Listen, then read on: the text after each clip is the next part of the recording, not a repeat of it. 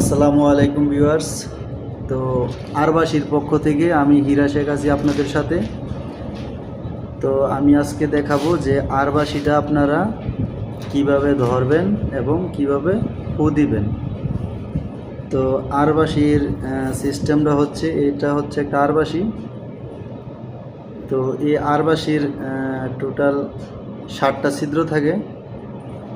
তো এই 6টা ছিদ্রতে আঙ্গুল দিয়ে ধরতে হয়, আর এটা হচ্ছে ফু দিতে হয়। এটা হচ্ছে শুরু ছিদ্র, এটাতে ফু দিতে হয়।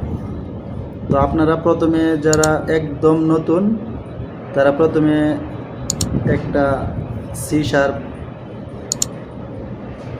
বা এ শার্প একটা বাঁশি নেবেন, ছোট সাইজের। তো আপনাদের ধরতে সুবিধা হবে। তো আপনারা বাঁশিটা প্রথমে নিয়ে এরকম এই জায়গায় যে ছিদ্রটা আছে, এই ছিদ্রতে এরকম টোট লাগিয়ে প্রথমে ফু দিবেন।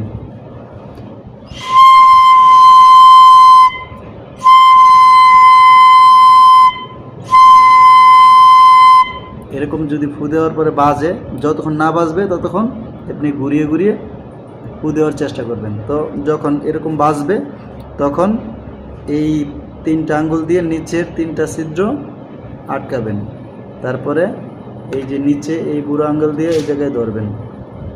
তারপরে এই উপরের 3টা আঙ্গুল দিয়ে এই ছিদ্র 3টা ডেকে দিবেন, আর এই বুড়ো আঙ্গুল দিয়ে এই জায়গায় ধরবেন।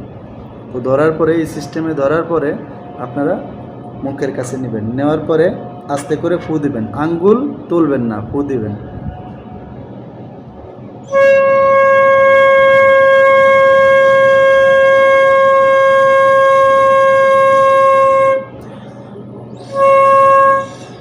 এরকম বাজতে হবে। এরকম সুর যখন আসবে তারপরে আপনারা আঙ্গুল তুলবেন, উঠানামা করবেন। ততক্ষণ পর্যন্ত আপনাদের এরকমভাবে বাজতে হবে বাঁশিটা।